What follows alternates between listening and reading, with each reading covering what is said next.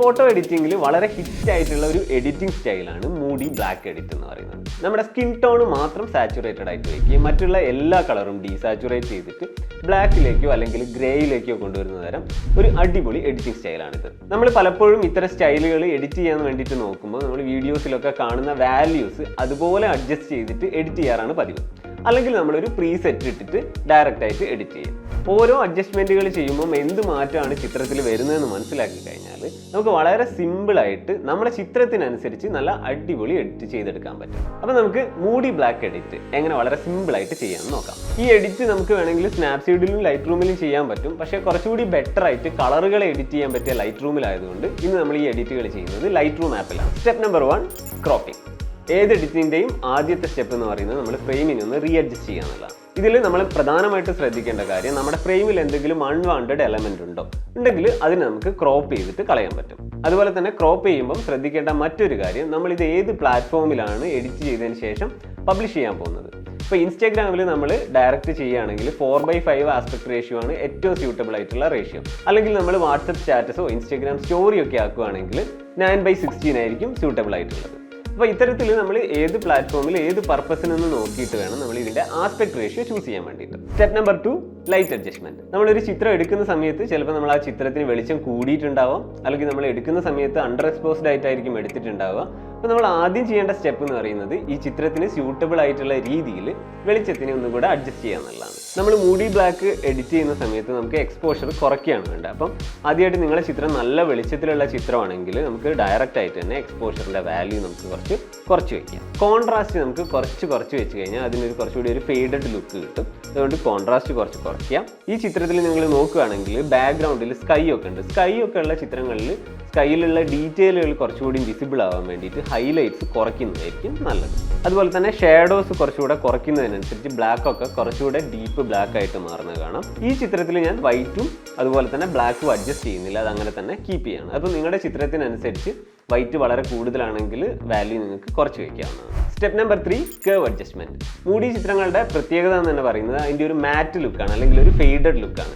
ഈ ഒരു faded look നമുക്ക് ഉണ്ടാക്കാൻ ഏറ്റവും നല്ലത് നമ്മുടെ കേർവിൽ അഡ്ജസ്റ്റ് ചെയ്യുക എന്നുള്ളതാണ്. ഇപ്പോൾ ഈ കേർവ് അഡ്ജസ്റ്റ് ചെയ്യാൻ വേണ്ടിയിട്ട് നിങ്ങൾ ലൈറ്റ് അഡ്ജസ്റ്റ് ചെയ്തതിന് ശേഷം ടോപ്പിൽ ഇവിടെ കേർവ് എന്ന് പറഞ്ഞിട്ടുള്ളൊരു ഓപ്ഷൻ കാണാം. അതിൽ ക്ലിക്ക് ചെയ്യാം. ഒരു മൂഡി എഡിറ്റ് നമുക്ക് ഏറ്റവും എളുപ്പത്തിൽ ഫെയ്ഡഡ് ലുക്ക് കൊടുക്കാൻ വേണ്ടിയിട്ട് ചെയ്യുന്നത് ഹോക്കി സ്റ്റിക്ക് ഷേപ്പിൽ ക്രിയേറ്റ് ചെയ്യുക എന്നുള്ളതാണ്. അതായത് നമ്മളെ ബ്ലാക്കിൻ്റെ പോയിന്റ് കുറച്ച് പൊക്കി വയ്ക്കുക, അതുപോലെ തന്നെ നമ്മളെ ബാക്കിയുള്ള ഏരിയ കുറച്ച് താഴ്ത്തി വയ്ക്കുക. അപ്പോൾ ഇങ്ങനെ ചെയ്യുന്ന സമയത്ത് നമുക്ക് കുറച്ചുകൂടി ഇരുണ്ട ഒരു ഫെയ്ഡഡ് ലുക്ക് നമുക്ക് കിട്ടും. എന്നാൽ നിങ്ങൾ കുറച്ചുകൂടി വെളിച്ചമുള്ള കോൺട്രാസ്റ്റ് ഉള്ള ഒരു ചിത്രമാണ് നിങ്ങൾ ഉദ്ദേശിക്കുന്നതെങ്കിൽ ഇതിലൊരു ഫെയ്ഡഡ് ലുക്ക് ക്രിയേറ്റ് ചെയ്യാൻ വേണ്ടിയിട്ട് നമുക്ക് എസ് കർവ് ക്രിയേറ്റ് ചെയ്താൽ മതി. അതായത് നമുക്ക് ഇവിടെ ഹൈലൈറ്റ്സിൻ്റെ ഏരിയയിൽ കുറച്ച് പൊക്കി വയ്ക്കുക. അപ്പോൾ നമുക്കൊരു എസ് ഷേപ്പ് നമുക്ക് ഈ കർവിന് വന്നതായിട്ട് കാണാം. അതുപോലെ തന്നെ വൈറ്റിൻ്റെ ഏരിയ, അതായത് ഏറ്റവും ടോപ്പിലുള്ള ഏരിയ കുറച്ച് താഴ്ത്തി വയ്ക്കുക. ഇത്തരത്തിൽ നിങ്ങൾ ചെയ്യുമ്പോഴേക്കും തന്നെ ചിത്രത്തിൻ്റെ മൂഡ് തന്നെ കംപ്ലീറ്റ് ആയിട്ട് മാറുന്നതായിട്ട് കാണാൻ പറ്റും. Step number 4, colour adjustment. Colour adjust ചെയ്യാൻ വേണ്ടിയിട്ട് നമുക്ക് താഴെ കളർ എന്ന് പറഞ്ഞൊരു ടൂള് കാണാം. ഇതിൽ ഒരുപാട് കളർ അഡ്ജസ്റ്റ് ചെയ്യാനുള്ള ഓപ്ഷനുകളുണ്ട്.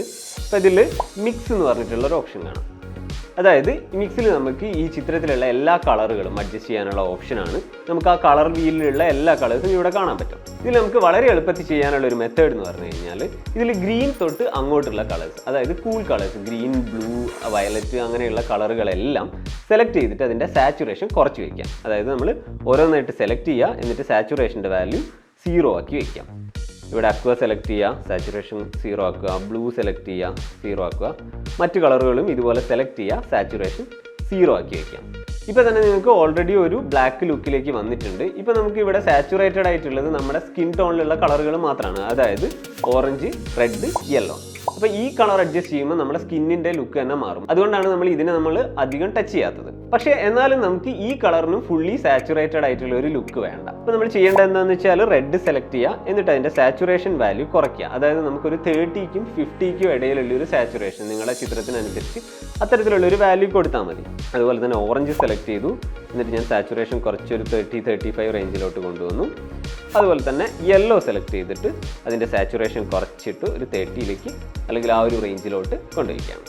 അപ്പം ഇത്രയും ചെയ്യുമ്പോഴേക്കും തന്നെ നമുക്കൊരു പ്രോപ്പർ ആ ഒരു ബ്ലാക്ക് ലുക്ക് കിട്ടിയിട്ടുണ്ടാവും.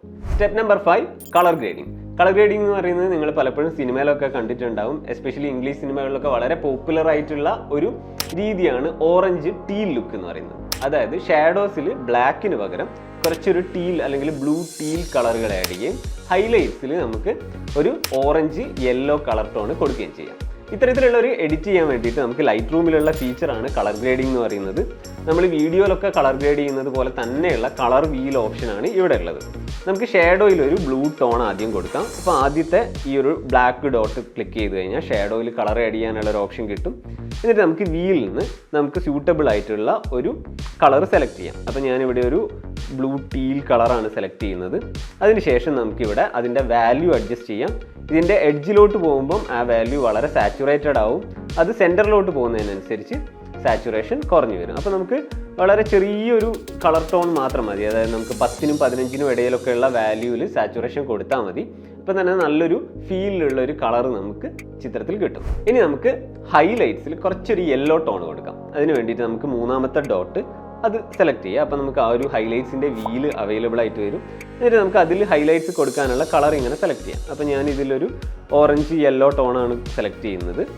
എന്നിട്ട് അതിൻ്റെ സാച്ചുറേഷൻ വാല്യൂ ഇങ്ങനെ അഡ്ജസ്റ്റ് ചെയ്യാം. വളരെ ചെറിയൊരു സാച്ചുറേഷൻ വാല്യൂ മതി. 10 to 15 വരുന്ന റേഞ്ചിലുള്ള ഒരു സാച്ചുറേഷൻ മതി. അത് സെലക്ട് ചെയ്യുക, ഡൺ കൊടുക്കുക. ഇത്രയാകുമ്പോഴേക്കും നമ്മുടെ ചിത്രത്തിൻ്റെ കളർ ഗ്രേഡിങ് കഴിഞ്ഞു. Step number 6, വിനിയറ്റ്. നമ്മുടെ ചിത്രത്തിലെ സെൻറ്ററിലോട്ട് അല്ലെങ്കിൽ മെയിൻ സബ്ജക്റ്റിലോട്ടൊരു അറ്റൻഷൻ കൊണ്ടുവരാൻ വേണ്ടിയിട്ടാണ് ഈ വിനിയറ്റ് ആഡ് ചെയ്യുക. അതായത് നമ്മുടെ ഫ്രെയിമിൻ്റെ എഡ്ജ് കുറച്ച് ഡാർക്ക് ആക്കി വയ്ക്കുക. അപ്പോൾ നമുക്ക് ഓട്ടോമാറ്റിക്കലി നമ്മുടെ സെൻറ്റർ ബ്രൈറ്റ് ആയതുകൊണ്ട് അങ്ങോട്ടേക്കുള്ള ശ്രദ്ധ വരും. ഇതെങ്ങനെയാണ് ചെയ്യാമെന്ന് വെച്ചാൽ ഇവിടെ താഴെ നമുക്ക് എഫക്ട്സ് എന്ന് പറഞ്ഞിട്ടുള്ളൊരു ഓപ്ഷൻ ഉണ്ട്. അതിൽ ക്ലിക്ക് ചെയ്ത് കഴിഞ്ഞാൽ വിനിയറ്റ് എന്ന് പറഞ്ഞിട്ടുള്ളൊരു സ്ലൈഡർ കാണാം. അതിൻ്റെ വാല്യൂ നമ്മൾ കുറയ്ക്കുന്നതിനനുസരിച്ച് എഡ്ജസിലൊക്കെ ഇങ്ങനെ ലൈറ്റ് കുറയുന്നത് കാണാം. അപ്പോൾ നമുക്ക് വേണ്ടതായിട്ടുള്ള ഒരു അളവിൽ വിനിയറ്റ് സെറ്റ് ചെയ്തതിന് ശേഷം ഈ എഫക്റ്റ് കുറച്ചുകൂടെ സ്മൂത്തായിട്ട് അപ്ലൈ ചെയ്യാൻ വേണ്ടി, അതായത് നമ്മളൊരു ആർട്ടിഫിഷ്യൽ ലുക്ക് തോന്നാതിരിക്കാൻ വേണ്ടിയിട്ട് താഴെ നമുക്ക് ഫെദർ എന്ന് പറഞ്ഞിട്ടുള്ള ഒരു ഓപ്ഷൻ ഉണ്ട്. അപ്പോൾ നമ്മൾ ഫെദറിൻ്റെ വാല്യൂ കുറച്ച് കൂട്ടി വെച്ച് കഴിഞ്ഞാൽ അത് വളരെ ഗ്രാജുവലായിട്ട് അപ്ലൈ ചെയ്യുന്ന ഒരു ഫീലായിരിക്കും കിട്ടുക.